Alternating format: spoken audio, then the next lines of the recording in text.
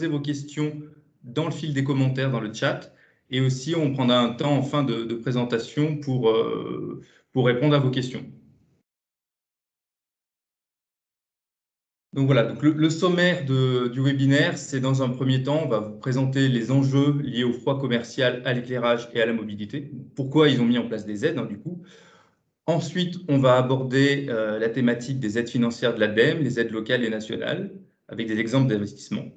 Du coup, j'en profite pour me présenter. Donc, je suis Olivier Decouic de la Chambre de métier Auvergne-Rhône-Alpes. Je suis basé en Isère. Et la seconde partie de l'intervention sera animée par Guillaume Doré, qui est chargé de mission environnement aussi sur le site de Grenoble. Et il va vous présenter tout ce qui est accompagnement personnalisé de la Chambre de métier.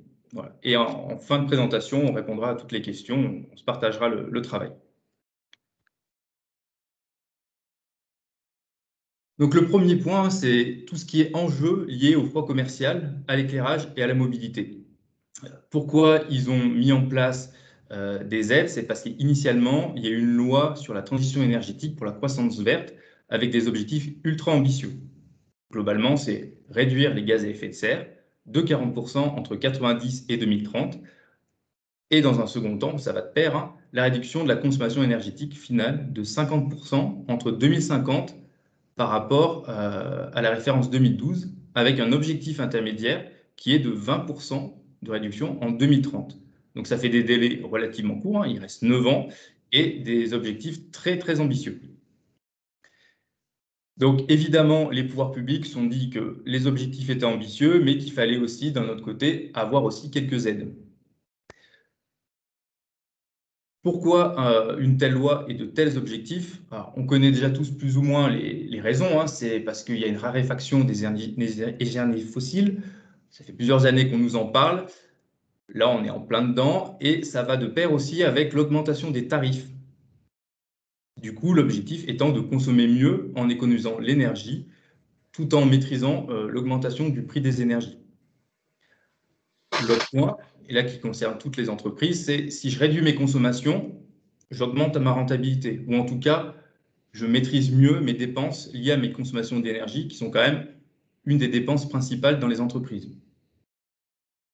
Pour ce faire, du coup, les pouvoirs publics accompagnent les entreprises dans cette transition écologique avec toujours un double, voire un triple objectif, c'est la baisse à la dépendance énergétique fossile, la diminution des rejets de gaz à effet de serre et du coup l'amélioration de votre rentabilité. Donc là, c'est un petit focus sur l'augmentation du prix des énergies. Donc on peut voir qu'en l'espace de 15 ans, le fuel a pris 70%, l'électricité 22%, les matières 50% et la gestion des déchets 4%. Mais surtout, ce qui peut inquiéter un peu plus, c'est que l'augmentation, elle est assez continue depuis 2008. Dans le tableau pour l'énergie et l'électricité, on voit que depuis 2008, il y a une croissance qui est constante.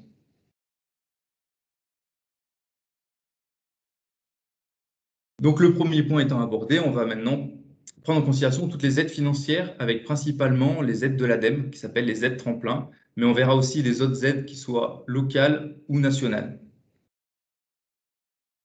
Donc je vais faire un focus sur certaines aides tremplin, donc les aides de l'ADEME, qui ont été mises dans le plan de relance qui s'appelle France Relance. On a fait un focus sur 3 grands points, le froid commercial, la mobilité et l'éclairage.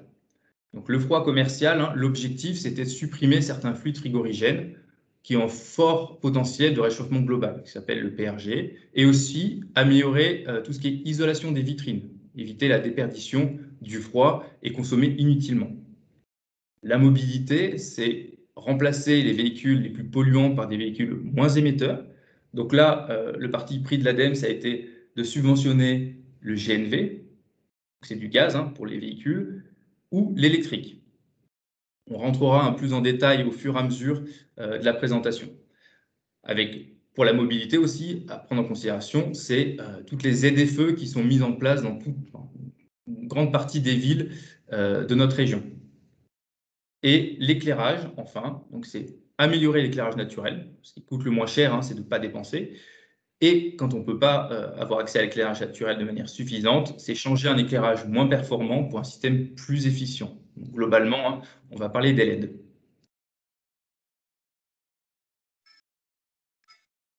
Pour faire un petit point sur la durée du dispositif et les critères, la durée des aides, il n'y a pas de durée. C'est un principe d'enveloppe, c'est-à-dire premier arrivé, premier servi, avec un point de vigilance, c'est-à-dire que le dispositif peut s'arrêter au 30 juin. Donc ça fait court, on ne sait pas encore si ça va être prolongé ou pas. Donc là, on garde en tête, ça peut s'arrêter le 30 juin.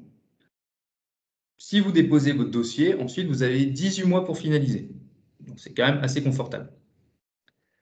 Ensuite, et là j'ai essayé d'être exhaustif, mais il y a toujours des personnes qui sortiront des critères, hein. Le montant total de l'aide tremplin ne peut pas être inférieur à 5 000 €. Ça, c'est vraiment le point, un des points essentiels en tout cas. Et l'aide ne peut pas être supérieure à 200 000 €. C'est-à-dire que si je fais un investissement, mon investissement, si c'est 3 000 €, ça fait que l'aide sera inférieure du coup à 5 000 €. Je ne suis pas éligible. Donc c'est ça qui sera important, ça sera, je peux piocher dans différentes aides pour atteindre le montant de l'aide de 5 000 €. Attention, on parle de montant de l'aide et non pas de montant d'investissement pour les 5 000 €. Il y a un montant également de 50 000 € d'aide selon les catégories, que ce soit les déchets, la mobilité, le froid et l'éclairage. Je ne peux pas avoir plus de 50 000 € d'aide pour ces catégories-là. Un point, je ne sais pas si ça vous concerne ou non, mais si je suis micro-entrepreneur, je ne peux pas bénéficier des aides tremplin. Petite vigilance aussi pour les entreprises en difficulté. Si je suis considéré comme une entreprise en difficulté, je peux ne pas en bénéficier. Mais pareil, ça, il vaut mieux se rapprocher de nous pour qu'on puisse étudier si effectivement vous êtes considéré comme en difficulté ou non. Pour le bâtiment, il faut que ce soit uniquement sur de l'existant. C'est de la rénovation, c'est de l'amélioration, mais ce n'est pas une construction totalement neuve. Point important pour l'ADEME, c'est que les investissements ne doivent être ni réalisés et aucun travaux doit être engagé. Et du coup, il ne faut pas avoir non plus signé ces devis. Parce que si vous avez signé votre devis, c'est-à-dire que vous avez engagé une dépense, même si vous n'avez pas payé. Voilà. Il faut également acheter du neuf pour tout ce qui est mobilité ou froid commercial. Ça ne peut pas être acheté de l'occasion. Sachant que pour la mobilité, pour l'achat d'un véhicule électrique, ça peut être par exemple de la location, une location de longue durée. Et pour la mobilité, il faut également détruire, mettre au rebut votre ancien véhicule. Ça fait que si votre véhicule a 2-3 ans, réfléchissez bien avant de le mettre, d'investir dans un véhicule électrique, s'il faut mettre à la destruction votre ancien, qui n'aurait que quelques années. On passe maintenant au dépôt du dossier. Alors ça, je vais être très rapide parce que l'objectif, ce n'est pas forcément de vous montrer le processus, mais c'est de vous montrer les aides qui existent. Le dépôt du dossier est relativement simple. Ça peut être pas plus mal de se faire accompagner par votre chambre de métier. Mais en gros, c'est remplir un fichier Excel pour vérifier son éligibilité. Donc ça, c'est déjà le premier point. Ensuite, c'est juste se créer un compte sur le site qui s'appelle agir-pour-la-transition.adem.fr. Si vous tapez aide tremplin ADEME sur Google, ça vous mènera au même site. Une fois qu'on a rempli, qu'on a créé son compte, on dépose juste le fichier Excel, le premier fichier, votre RIB et dans certains cas, le devis non signé. Une fois que vous avez déposé ça, l'ADEME valide votre dossier. Donc là, il faut compter un certain délai, hein. Ça ne se passe pas en quelques heures ou en quelques jours. Il faut tabler sur au bas mot une trentaine de jours. L'ADEME vous versera dans ce cas-là 30% du montant de l'aide. Et ensuite, vous aurez 18 mois pour finaliser votre investissement et faire votre demande de versement des 70%. Donc là, on va rentrer dans le détail avec toutes les aides et en focalisant du coup sur les 4. Voilà, du coup, j'ai rajouté un petit dernier, c'est sur la substitution des emballages plastiques à usage unique. Donc voilà, donc déjà, on va prévoir le froid commercial. Point de vigilance également, le site où vous pouvez récupérer les dossiers, le dossier de demande de subvention, pensez à régulièrement vérifier que vous avez la dernière version du dossier. Si vous avez commencé un dossier il y a 3 semaines, il y a des chances que ce ne soit plus le même dossier. Donc voilà, soyez vigilants là-dessus. Le froid commercial. Le froid commercial, du coup, il y a d'un côté tout ce qui est isolation qui peut être subventionné. Donc là, par exemple, pour une isolation d'un meuble de vente réfrigéré, c'est 350 € par équipement. Il faut mettre aussi en parallèle à ce que je disais tout à l'heure, c'est qu'il faut que le montant minimum de l'aide soit 5 000 €. Donc si je fais que de l'isolation, il va falloir que j'isole énormément de vitrines ou de meubles. Ensuite, il y a le remplacement des fluides. C'est le rétrofit, hein, c'est-à-dire que je garde le même équipement, je remplis juste les fluides par des fluides qui sont moins impactants pour l'environnement. Et ensuite, là, ça va être du remplacement ou de l'acquisition de nouveaux meubles frigorifiques. Donc, il y a une distinction entre le remplacement de meubles frigorifiques avec un groupe froid qui est intégré. Dans ce cas-là, l'aide, elle est de 700 €. Alors que si je remplace un équipement frigorifique avec un groupe froid déporté, c'est-à-dire qu'il n'est pas incorporé au meuble, l'aide sera de 3 500 €. Donc voilà, donc si j'achète un seul équipement frigorifique, même si le groupe est déporté, l'aide sera de 3 500 €, ce qui n'est pas suffisant pour atteindre les 5 000 €. Donc il faut piocher sur différentes aides pour atteindre ces fameux 5 000 €.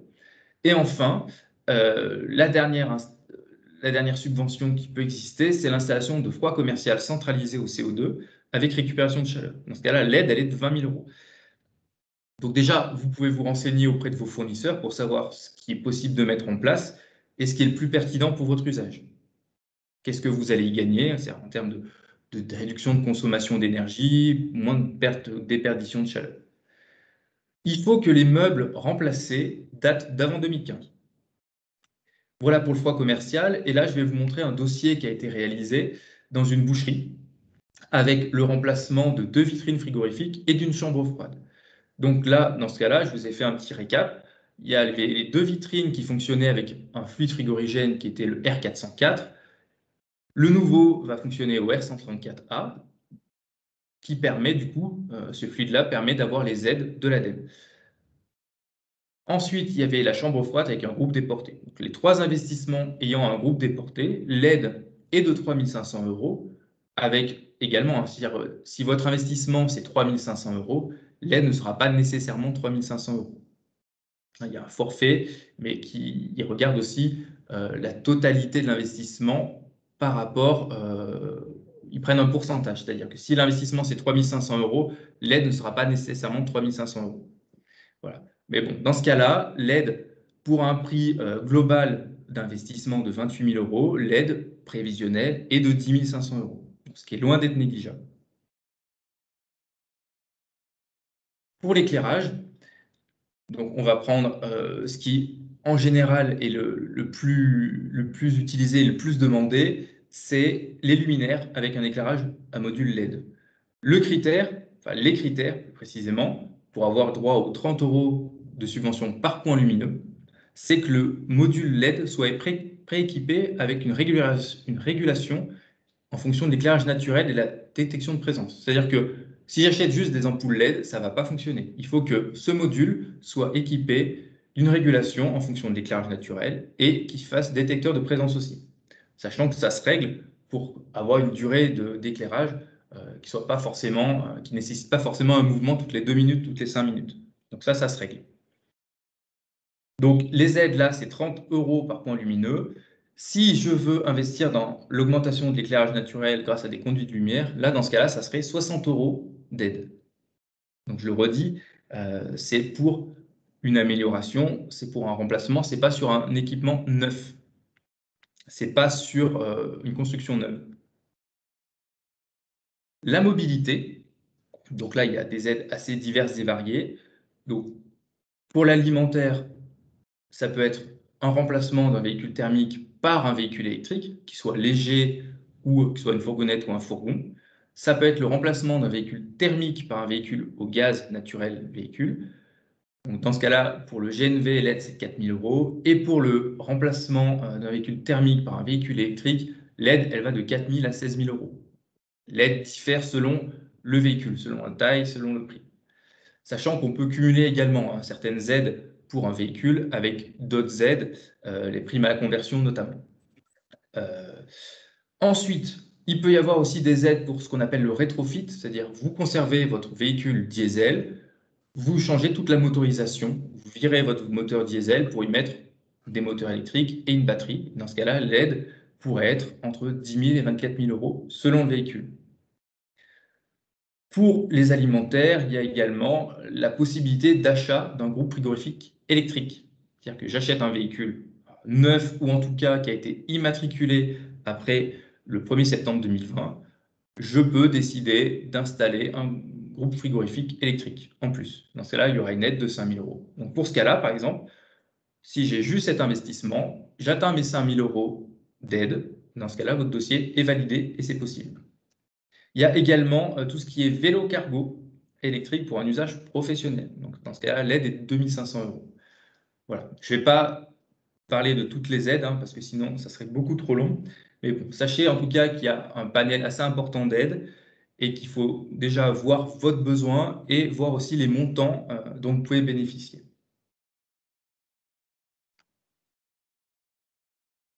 Ça, c'est une aide qui a été mise en place assez récemment par l'ADEME.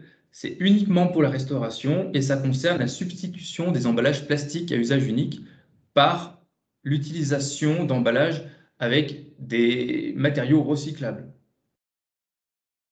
Donc là, ça peut être, c'est assez varié, mais l'objectif, c'est de supprimer les usages uniques, comme ça a été fait avec les pailles, par exemple, pour remplacer par des pailles en carton. Mais en tout cas, c'est proscrire l'usage de plastique qui n'est utilisé qu'une seule fois. Donc là, l'aide, elle peut être jusqu'à 4 000 euros. Là, il vaut mieux nous contacter pour avoir de plus amples détails, parce que l'explication serait trop longue et trop complexe pour que ça tienne dans la durée. Alors, est-ce qu'il y a d'autres aides en plus des aides tremplins? Donc la réponse est oui. Il peut y avoir des crédits d'impôt pour le bâtiment tertiaire, ça peut être pour l'isolation de votre bâtiment, parce que pour les aides tremplins, il y a des aides pour le bâtiment, mais pas forcément sur la totalité du bâtiment. Donc ça peut être une partie des aides tremplins et une partie avec le crédit d'impôt pour tout ce qui est bâtiment tertiaire. Il existe également les certificats d'économie d'énergie. Et ce qu'il faut voir aussi, c'est la CARSAT. À partir du moment où j'ai des salariés ou des apprentis, je peux bénéficier des aides de la CARSAT pour les métiers de bouche. Par exemple, actuellement, il y a une aide pour les vitrines. Il y a aussi une aide pour les boulangers qui peut être mise en place et même pour les bouchers avec un rail pour transporter les carcasses. Donc, voilà. Donc ça vaut le coup de se renseigner. Comme d'habitude, il faut se renseigner avant d'avoir fait les investissements et non pas après. Toutes les aides sont similaires, c'est-à-dire je fais le dossier avant, c'est validé par la structure qui finance, qui apporte l'aide, et ensuite je procède à l'investissement. Il peut y avoir des aides également de la région et aussi les aides locales. Donc dans ce cas-là, soit vous contactez votre chambre de métier, soit vous contactez votre PCI. Par exemple, sur Grenoble-Alpes Métropole ou le Pays Voironnais, il y a des aides pour les véhicules. Par contre, ces aides-là ne sont pas forcément cumulables avec les aides de l'ADEME, les aides tremplin. Ensuite, pour les financements, sachez qu'il existe également le prêt artisan, qui est un prêt à taux zéro, qui a été mis en place notamment par les chambres de métiers avec des partenaires. Voilà. Vous pouvez vous rapprocher des chambres de métiers pour voir quelles sont les modalités et comment ça fonctionne. Les chambres de métiers également peuvent vous aider au montage des dossiers des aides tremplin. Il ne faudra pas hésiter à se tourner vers nous pour qu'on puisse déjà vous orienter, voir si vous êtes éligible, puis ensuite, si vous voulez, on peut vous accompagner dans le montage. Pour aller plus loin, il y a différents types d'accompagnement individuels qui ont été mis en place par les différentes chambres de métiers. Donc, il y a les prédiagnostics, on appelle le prédiagnostic global environnement, où on voit un peu plus large l'environnement. Et ensuite, c'est mon collègue qui vous présentera les différents accompagnements individuels, que ce soit les études d'énergie, les études multiflux, l'éclairage, la mobilité et le photovoltaïque. Donc moi, je vais vous présenter le prédiagnostic global environnement, où 8 thèmes sont abordés. Donc c'est la situation globale de l'entreprise, l'énergie, les déchets, la mobilité, le bâtiment, la matière première, l'eau, la responsabilité sociale de l'entreprise. L'objectif, c'est faire un bilan global de votre situation et déjà faire un premier niveau de conseil et d'accompagnement. C'est-à-dire que si vous avez une problématique sur l'eau, on va pouvoir y répondre de manière assez simple. Voilà. Mais l'objectif, c'est d'avoir une vision d'ensemble de votre entreprise. Et vous, ça vous aide aussi à savoir exactement, effectivement, vous poser certaines questions, c'est-à-dire sur ma rentabilité, je sais que l'énergie, c'est tant de dépenses par an, donc ça a un impact majeur, c'est-à-dire qu'il faut que si l'énergie augmente, c'est-à-dire que est-ce qu'il ne faut pas que je reprenne le prix de mes produits pour les augmenter aussi également. Donc voilà, c'est du global, hein, c'est-à-dire on regarde la totalité de vos dépenses, on regarde la totalité de vos consommations dans votre entreprise. Voilà, donc, et l'objectif, in fine, hein, c'est de vous accompagner ensuite et vous orienter vers des dispositifs d'aide ou des dispositifs d'accompagnement plus poussés qui permettent, par exemple pour ce que Guillaume va vous présenter juste après, voir exactement quels sont les différents flux que vous avez dans votre entreprise et combien ça vous coûte. Donc voilà, donc je laisse la main à Guillaume qui va vous présenter les différents accompagnements personnalisés de la chambre de métier. Merci. Bonjour à tous et toutes. Alors, je m'entends en écho. Peut-être couper vos micros. Merci Olivier. Donc, les études qu'on propose aux entreprises artisanales de la région Auvergne-Rhône-Alpes sur les sujets de l'environnement, elles sont de 5 natures avec 5 sujets différents qui sont traités. Je vais vous les exposer. Donc, Olivier les a cités, l'énergie, multiflux, éclairage, mobilité et photovoltaïque. Elles ont toutes le même canevas, la même philosophie. Elles ont une approche donc qui est commune. L'objectif pour nous, in fine, hein, il est sonnant et trébuchant. L'idée, c'est de vous permettre de réaliser des économies ou des gains financiers sur ces sujets-là et par la même occasion réduire vos impacts environnementaux, hein. Tout ça étant généralement lié, si je consomme moins, ça me coûte moins et du coup, j'émets moins, je génère moins de déchets, etc., etc. L'intérêt aussi de ces études, c'est qu'elles sont neutres. Voilà, c'est nous, la chambre de métier, qui vous conseillons. Il n'y a pas un lobby quelconque derrière d'un énergéticien, d'un fournisseur quelconque, d'un prestataire. Voilà, c'est vraiment un regard neutre qu'on peut vous apporter, avec en plus des retours d'expérience qu'on peut avoir, puisqu'à l'échelle de la région Auvergne-Rhône-Alpes, c'est par centaines que ces études sont réalisées. Donc derrière, ça nous permet quand même d'avoir des bases de données solides. À la vue de ces états des lieux, derrière, ça nous permet de vous faire des préconisations qui sont personnalisées et chiffrées. OK, on vous préconise telle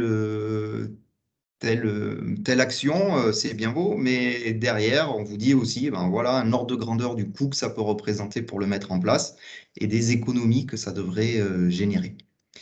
Et dernier point qui est commun donc à toutes ces études-là, c'est que le coût de ces études-là est entièrement pris en charge par votre chambre de métier et l'ADEME. Voilà, vous n'avez aucune avance d'argent à faire ou à débourser in fine. Voilà. Donc Olivier, tu as la main sur les diapos, si tu peux passer à la suivante, merci. Donc la première étude que je vais vous présenter, c'est l'étude énergie. Donc comme son nom l'indique, on se concentre exclusivement au sujet de l'énergie. Donc ça va être l'électricité, mais ça peut aussi être le gaz naturel, le propane, le butane, le fuel, etc. Mais c'est bien l'énergie spécifique à votre site d'activité. Et donc toujours la même philosophie, réduire ces factures et derrière aussi, parallèlement, réduire vos impacts environnementaux liés à l'énergie.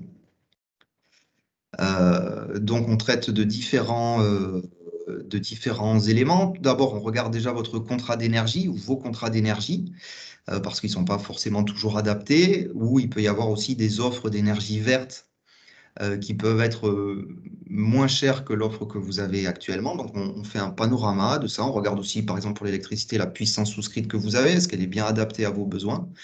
Et à la vue de cet état des lieux, on vous fait un panorama des alternatives possibles. Voilà, toujours, ça je ne l'ai peut-être pas dit clairement, mais évidemment, derrière, après, vous avez bien évidemment donc, la liberté d'appliquer ou pas les préconisations qu'on vous fera. Et donc, au-delà de ce contrat d'énergie ou des contrats d'énergie, on étudie donc tous les postes énergétiques au sein de votre site d'activité. Donc, pour vos métiers, ça va être la cuisson, ça va être le froid, ça peut être le chauffage, la climatisation, l'éclairage, la production d'eau chaude sanitaire. Éventuellement, on peut commencer à aborder le sujet des énergies renouvelables. Éventuellement aussi la récupération de chaleur, parce que dans beaucoup de vos métiers, d'un côté, vous faites du froid qui va dégager de la chaleur, et d'un autre côté, vous avez des besoins en chaleur. Donc parfois, dans certaines configurations, ça peut avoir du sens et ça peut être réalisable techniquement de basculer cette chaleur fatale, cette chaleur perdue qu'on utilise pour réchauffer les petits oiseaux, ben voilà, la redispatcher, la réaffecter à vos usages internes.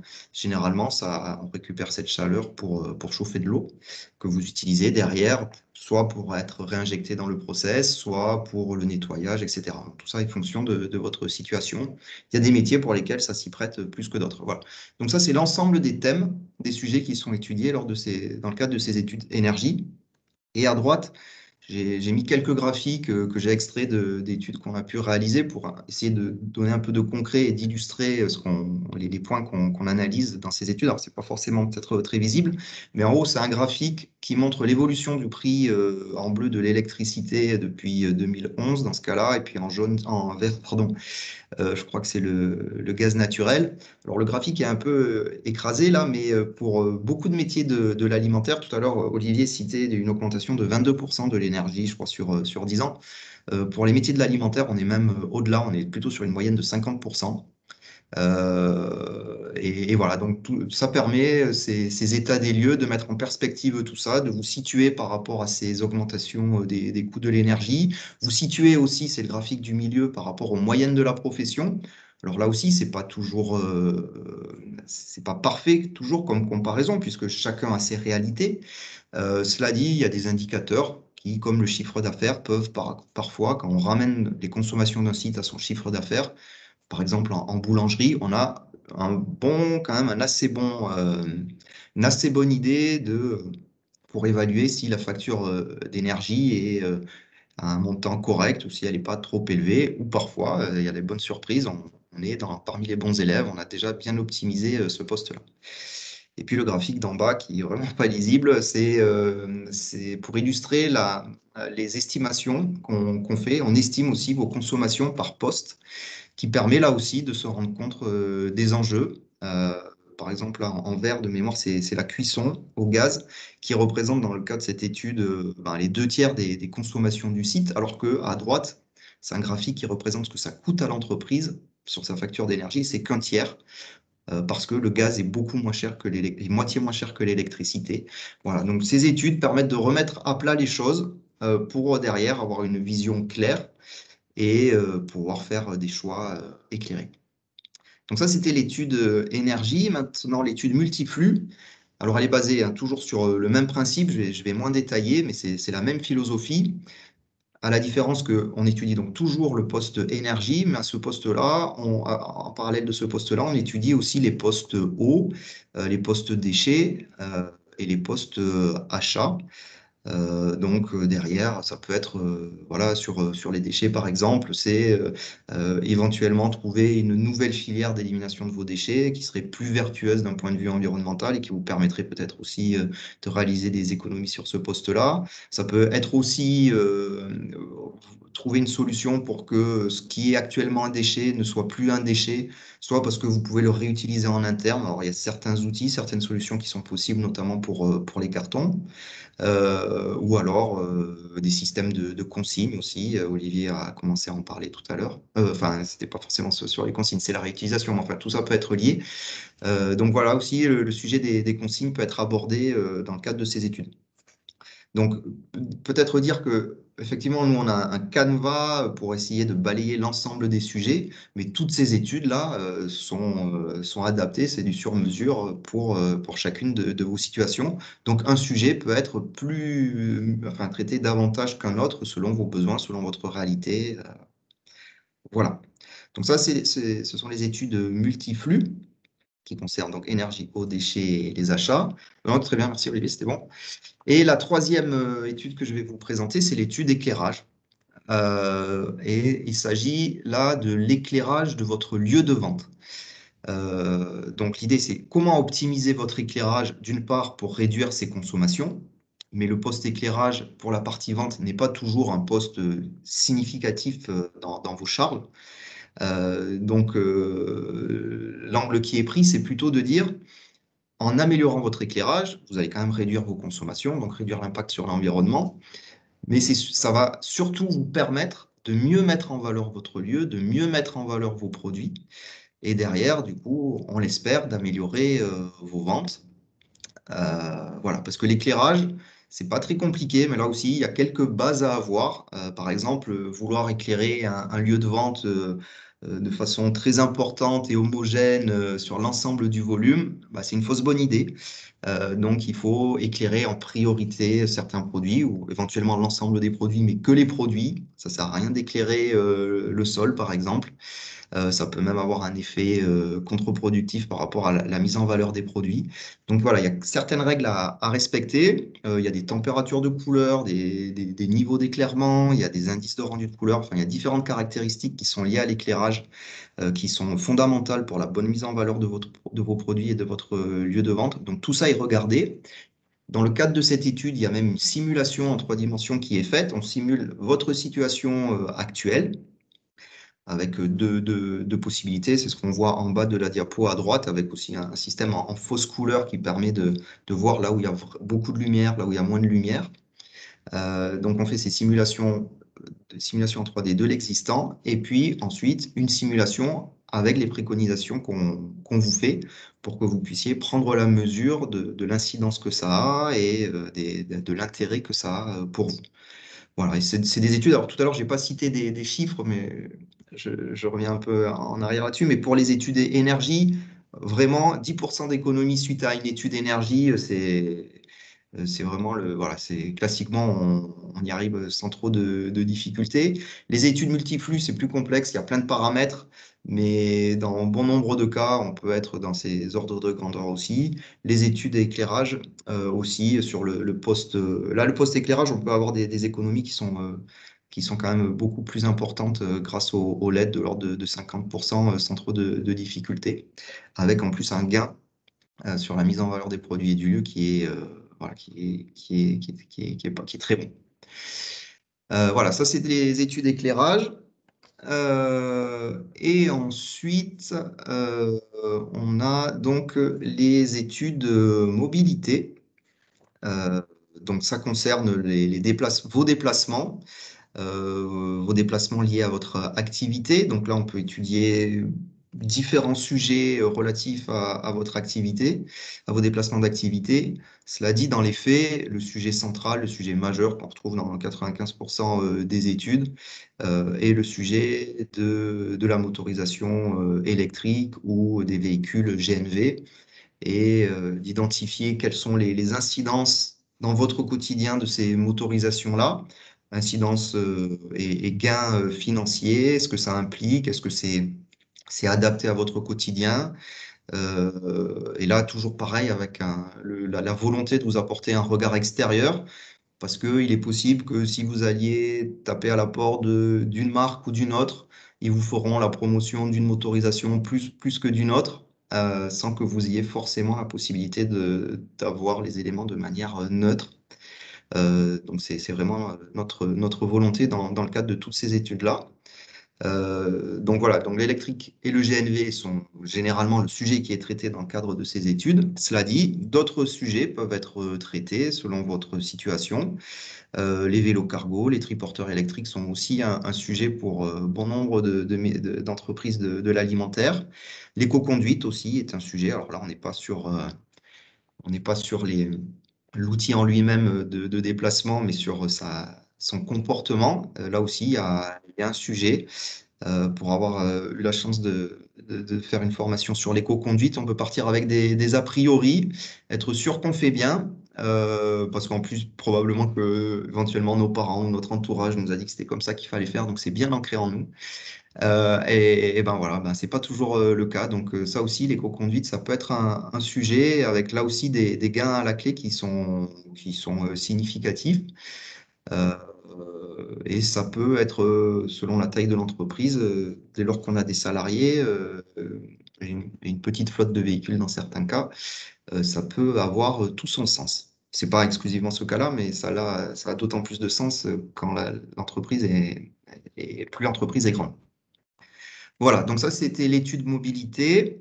Et la dernière étude qu'on propose, ce sont les études sur le sujet du photovoltaïque, donc la production, les panneaux solaires photovoltaïques, hein, qu'on voit classiquement sur les toitures qui servent à transformer les photons du soleil en électricité, à distinguer du solaire thermique qui sert à transformer la lumière du soleil en chaleur pour chauffer de l'eau. Donc là, ce n'est pas le cas de ces études, hein. Là, on est bien sur du photovoltaïque. Donc, c'est comment produire de l'électricité à partir du soleil. Et donc, on propose des études d'opportunité, toujours même idée, vous apporter un regard neutre pour que vous puissiez vous faire une première bonne idée de la pertinence pour votre situation du photovoltaïque. Et aujourd'hui, le photovoltaïque, alors ça a toujours été le cas, mais enfin, ce qui est aujourd'hui, le photovoltaïque en faisant le choix de l'autoconsommation, c'est-à-dire que vous consommez l'électricité que vous produisez en raison de l'augmentation du prix de l'électricité, hein, qu'on a essayé d'illustrer un peu pendant cette présentation, fait que voilà, il y a de plus en plus de cas où le fait d'autoconsommer l'électricité qu'on produit est plus rentable que de la revendre à votre fournisseur d'électricité, parce qu'aujourd'hui, voilà, le prix de l'électricité à l'achat est tel et le prix de rachat est aussi tel qu'il y a plusieurs cas où il vaut mieux autoconsommer que revendre. Donc voilà, ces études permettent de regarder ça sur un aspect, de voir quelle est la pertinence du photovoltaïque par rapport à la configuration de votre toiture, de votre bâtiment, voir quel coût ça aurait de faire une telle installation, regarder aussi, avoir certains points de vigilance.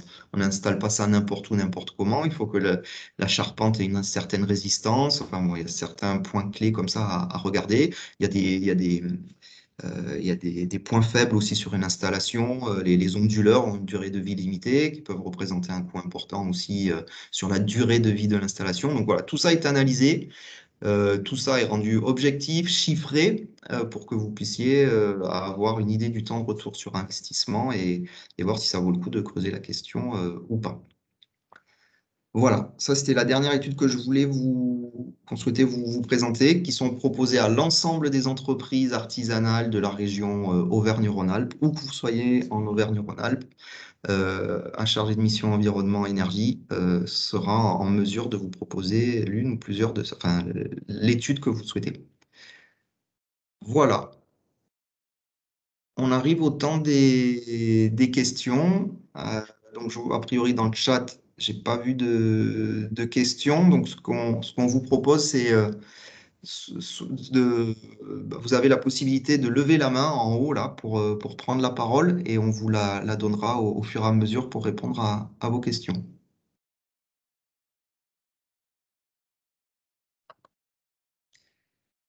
Oui, Madame Rossi. Bonjour.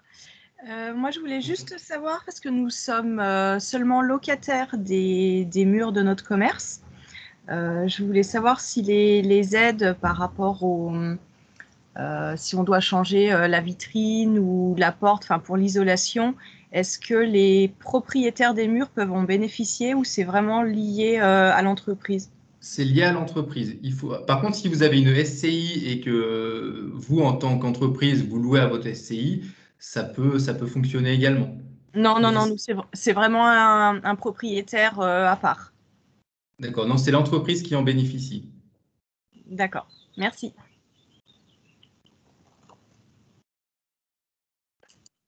Est-ce que vous avez d'autres questions? N'hésitez pas. Oui, eh ben on va prendre Adrien, le premier qui a dégainé. Merci. Bonjour, juste savoir le processus pour... je m'intéresse pour un véhicule 100% électrique. Et actuellement, je n'ai pas de véhicule. J'ai fait tout en vélo depuis des années. J'ai la remorque pour aller au marché de Gros, à côté à Promocash. Mais j'aimerais bien basculer sur un véhicule parce que quand même, c'est physique. D'accord. Vous êtes immatriculé depuis combien de temps? Depuis 2009. 2009, d'accord. OK, parce qu'il peut y avoir aussi des aides pour les entreprises qui sont nouvellement immatriculées. En moins de 3 mois, ça aurait pu fonctionner.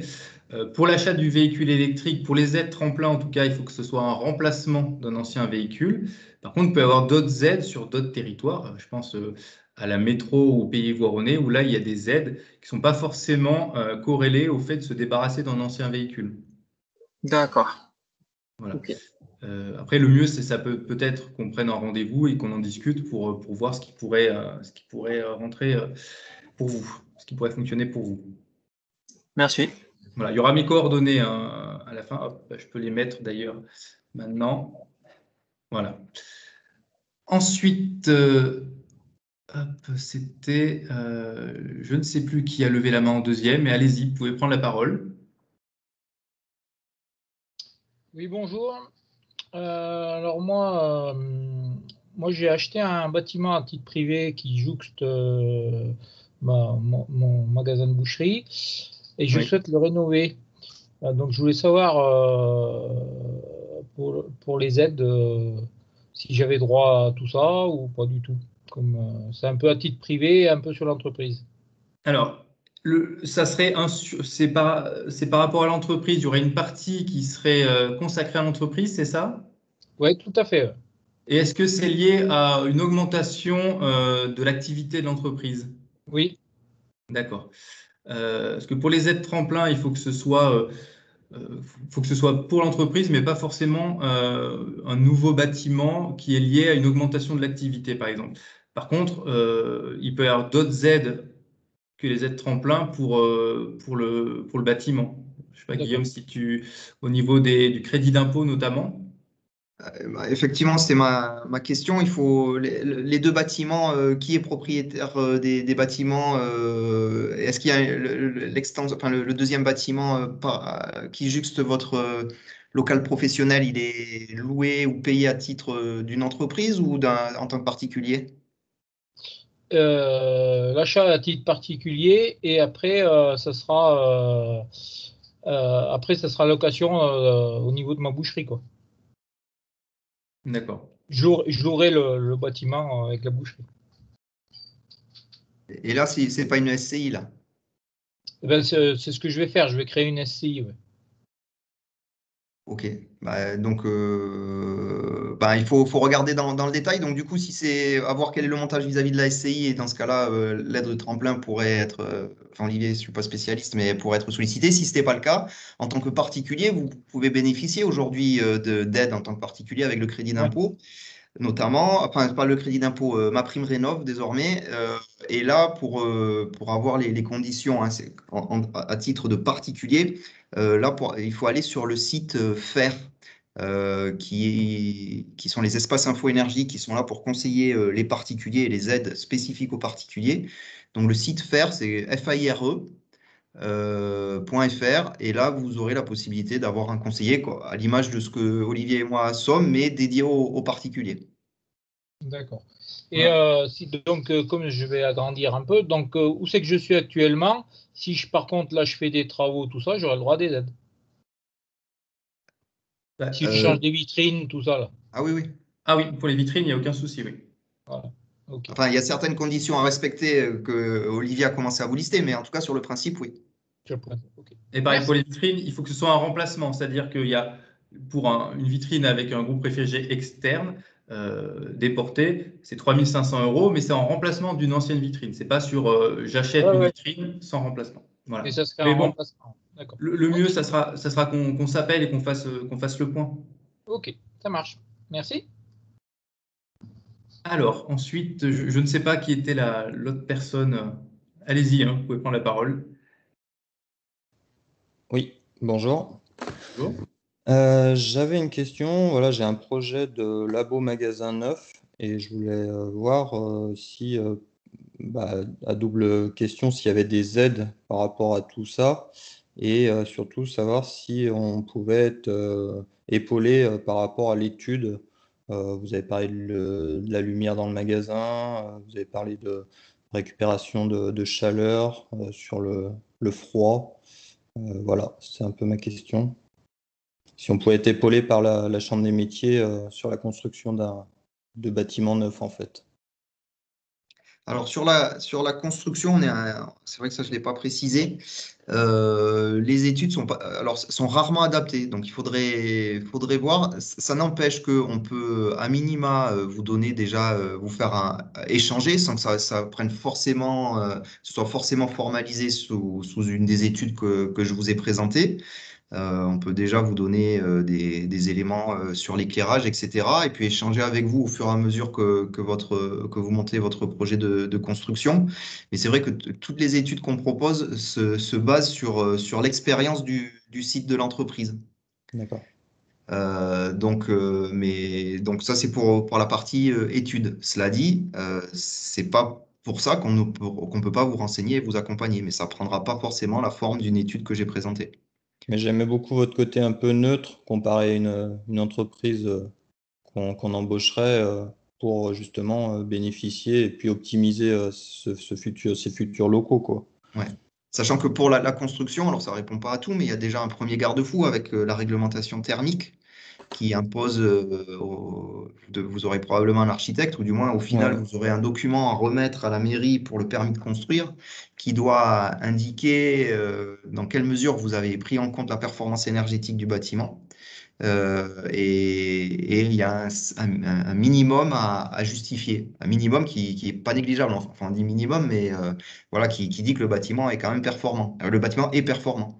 Donc il y a déjà ce premier garde-fou. Après, sur le sujet des outils de process et de l'éclairage, c'est pas forcément intégré avec ce permis de construire. Donc sur ces deux sujets-là, effectivement, on peut vous conseiller, vous apporter des éléments. Et voir peut-être qu'en fonction, si vous avez des plans du futur bâtiment, peut-être qu'une étude d'éclairage peut être envisagée parce qu'on aura suffisamment d'éléments pour faire une simulation 3D. Tout ça est à regarder. Toujours est-il qu'au final, si c'est pas judicieux de faire une étude, on pourra quand même vous conseiller sous une forme ou une autre. D'accord. Très bien, je vous remercie. Ensuite, prochaine intervention. Allô? Oui, bonjour. Bonjour. Vous m'entendez? Oui, Oui, allez-y. Ah bon, alors c'est moi. Voilà, j'ai un projet, mais que pour dans 1 an et demi. En fait, je suis un peu comme le monsieur d'avant, là. Je vais faire bâtir un local pour faire mon labo de production en boulangerie-pâtisserie et une plus grande boutique. Donc, je voulais savoir déjà si on peut avoir des aides financières à ce niveau-là quand on fait une construction et si on peut avoir une aide aussi pour monter un peu le dossier parce que moi, je voudrais aussi produire mon électricité et m'autogérer en électricité, etc. Donc, Alors, je réponds à la première question pour les aides, que ce soit les aides tremplin du coup, qui peuvent se terminer au 30 juin, et vous auriez que 18 mois pour finaliser. Donc ça serait peut-être un peu juste. Et en plus, vu que c'est sur une construction et quelque chose qui n'est pas déjà existant, les aides tremplin ne fonctionnent pas. Pour tout ce qui concerne le crédit d'impôt, normalement, c'est aussi sur de la rénovation et pas forcément sur du neuf. Donc là, peut-être, ça serait s'orienter vers les certificats d'économie d'énergie. Je ne sais pas si c'est valable pour ça. Il faudra qu'on se renseigne. Guillaume, je ne sais pas si tu as plus d'infos à ce sujet-là. Ces deux œufs. Bah, il faut regarder les investissements qui sont prévus. Donc après, les certificats d'économie d'énergie, eux, ils ne sont pas liés à un remplacement de matériel, ils sont assez pérennes dans le temps. Il faut regarder sur vos équipements. Après, sur le bâti en lui-même, ben, même réponse que la personne précédente, il n'y a pas forcément d'aide financière aujourd'hui. Sur l'aspect de conseil, là aussi, il y a un premier garde-fou avec le permis de construire dans lequel doit être rejoint une étude relative à la réglementation thermique qui est un premier élément. Et pour le reste, que ce soit l'éclairage, la récupération de chaleur ou le photovoltaïque, à voir si on a suffisamment d'éléments pour faire une étude selon notre canevas ou si on n'a pas suffisamment d'éléments et dans quel cas on pourrait vous donner des éléments de réponse bah voilà, à adapter en fonction des éléments que vous pourrez nous fournir. alors, quelle personne je dois contacter alors? Éventuellement. Alors, Alors pour le conseil, ça dépend de votre. Vous êtes localisé, vous êtes sur quel département? Moi, je suis dans le 38. Moi, je suis en bas du 38. Je suis en dessous de Grenoble. Très bien. Écoutez, vous avez les 2 interlocuteurs face à vous là. Vous pouvez commencer. Vous avez les coordonnées d'Olivier, donc peut-être, enfin, peu importe. Ouais. Contactez Olivier, puis après on se dispatche en fonction du sujet, parce que vous avez plusieurs sujets. D'accord. Et de manière générale, prendre le réflexe avant de faire n'importe quel investissement, de se renseigner, alors, soit par vous-même, soit en passant par nous, mais juste pour vérifier, est-ce que les aides existent et est-ce que quelqu'un peut m'accompagner pour faire le dossier? Voilà, parce que c'est trop souvent le cas où les gens nous appellent, c'est j'ai fait des investissements, est-ce qu'il y a des aides? Oui, mais c'est trop tard, monsieur ou madame. Donc voilà, prenez vraiment le réflexe. Au pire, vous allez perdre 5 minutes de votre temps, mais ça peut être assez bénéfique. Ouais, non, mais c'est pour ça. Et puis, parce que là, en fait, on va investir dans le bâti, mais on va réinvestir dans tout le matériel, en fait. D'accord. Ok. On remet tout à neuf, là. Et pardon, excusez-moi, enfin, on aura le temps d'échanger et de regarder en détail, on ne va pas monopoliser le sujet là, mais vous êtes déjà en activité, forcément, donc on peut déjà partir de votre expérience et de votre situation du moment pour se projeter sur le nouveau bâtiment. Oui, tout à fait, oui. Ok. Si vous êtes des salariés, on regarde ça. Si vous êtes des salariés, ça peut être aussi des aides de la CARSAT pour acheter du matériel qui ait moins d'impact sur les TMS de vos salariés. Il peut y avoir des accompagnements. Donc ça vaut le coup qu'on s'y penche. D'accord. C'est gentil de m'avoir répondu. Ensuite, il y avait une dame qui levait la main. Bonjour, madame. Bonjour, moi c'est Rosalia. Voilà, je suis traiteur dans le 74 et j'ai vu que par rapport aux aides, il y en aurait 2 qui pourraient correspondre un peu au soutien que je recherche aujourd'hui. Oui. C'est l'aide mobilité et l'aide packaging parce que je développe justement Noboco traiteur et je dois les livrer. Donc finalement, le véhicule électrique, j'en ai un diesel aujourd'hui qui a plus de 10 ans. Donc, il serait temps peut-être de le changer. Et d'autre part, le packaging qu'avant était en plastique ou surtout du biodégradable, aujourd'hui, je vais le remplacer par du bois et du verre et que je vais récupérer systématiquement. Donc, c'est un peu consigné, je vais récupérer systématiquement après l'utilisation. Donc, je me demandais, est-ce que ces deux types d'aides peuvent être cumulables ou pas? Et merci. Bien sûr, oui. Donc, oui, c'est 2 aides qui sont cumulables. Il y aurait une aide pour le véhicule électrique, à condition de se débarrasser de l'ancien, et une aide aussi pour la modification de vos matériaux. Je remplace le plastique à usage unique par des matériaux qui peuvent être recyclés et recyclables. Donc, d'accord, oui, donc ça le possible. dossier, dans ce cas, dans le tableau Excel que vous aviez montré tout à l'heure, pour un peu résumer le projet, il faudrait qu'il soit dissocié ou il faut qu'il y ait ensemble, on peut mettre les deux briques. En fait, c'est un tableur Excel assez simple, c'est-à-dire vous achetez un véhicule électrique, on met le prix, ça calcule automatiquement l'aide à laquelle vous pouvez prétendre. Pareil pour l'aide pour le remplacement du plastique à usage unique. Donc, c'est 2 lignes totalement différentes en fait. Voilà, c'est 2 lignes, mais c'est dans le même tableau. Je peux établir le même document. Exactement, c'est un dossier de demande pour deux investissements ou 3. Typologie d'aide. D'accord. Voilà. Et a priori, peut-être même pour les emballages, ça vaut peut-être. Enfin, c'est d'autant plus important de faire un seul et même dossier pour pouvoir atteindre les 5 000 € minimum. Je ne sais pas s'il y avait juste le projet des emballages, vous atteindriez peut-être pas ce montant-là. Donc, le fait de le joindre à l'achat d'un véhicule, ça permettrait d'atteindre ce minima de 5 000 €. Absolument, voilà. Mais bon, pour l'emballage, oui, parce qu'en fait, on est en train de faire créer par un ébéniste justement des box pour pouvoir transporter ces verrines, ces plats, etc.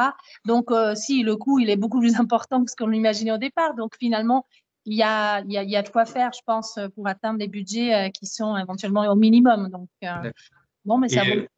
Et du coup, la CMA de Haute-Savoie, du coup, aussi est sur les mêmes dispositifs que nous. Donc, vous pouvez les contacter aussi. Ah ouais, tout à fait. J'ai vu, je suis déjà en lien avec eux pour d'autres choses, mais c'est vrai que ça, ça m'ouvre d'autres pistes et c'est intéressant. Et merci, merci d'en avoir parlé. OK. Ensuite, prochaine question.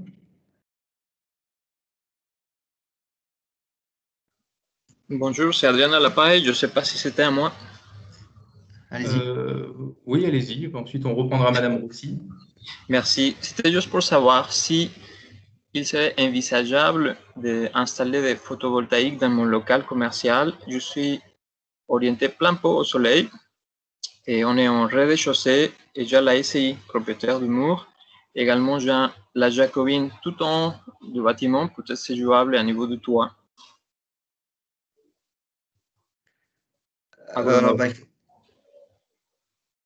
Il faudrait voir effectivement la configuration. Là, comme ça, c'est difficile de dire. En tout cas, nous, c'est tout l'intérêt de l'étude, c'est de pouvoir trancher sur ces questions-là pour voir si ça vaut le coup de passer à l'étape d'après, très concrète, en sollicitant des installateurs, etc.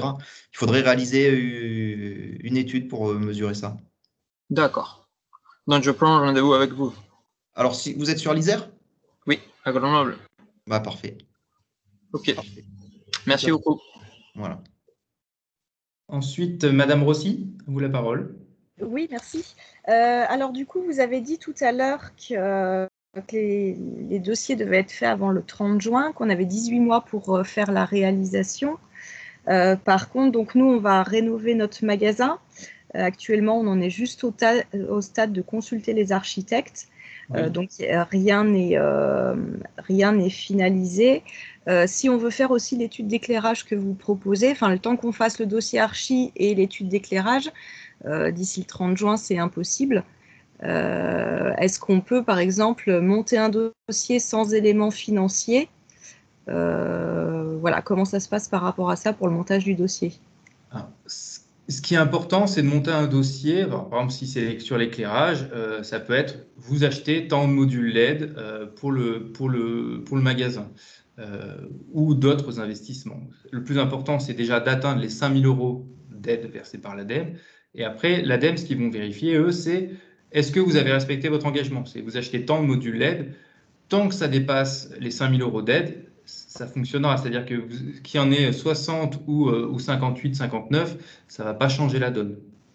En fait, même vous êtes dans une autre problématique là. C'est bien de l'éclairage pour mettre en valeur vos produits, c'est le magasin, c'est bien ça? Oui, alors en fait, on va rénover tout le magasin. Donc, il y aura également la partie éclairage. L'éclairage, il y aura aussi l'isolation. Donc, c'est pour ça que les études que vous proposez peuvent être bien. Par contre, on est d'accord qu'on n'aura pas le temps de faire ça avant le 30 juin. Alors déjà, ça va être compliqué.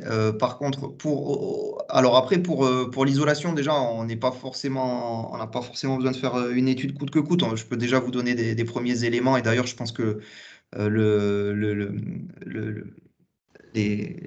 qui est nécessaire, les performances des isolants qui sont attendus par l'ADEME pour l'être tremplin sont là aussi un bon garde-fou pour mettre les bons matériaux. Ensuite, pour l'éclairage, de toute façon, l'aide tremplin est conditionné à l'installation de modules qui permettent, qui font que la lumière s'allume en fonction de la présence ou pas de personnes. Et c'est pas vraiment adapté à un magasin, dans votre cas, a priori. Donc, cette aide tremplin me semble pas être l'aide appropriée pour l'éclairage du magasin. D'accord, donc l'étude que vous proposez, entre guillemets, ça n'a rien à voir avec… C'est pas forcément lié avec avec l'aide tremplin, non. C'est pas, effectivement, là, c'est pas lié. Ok, très bien, merci.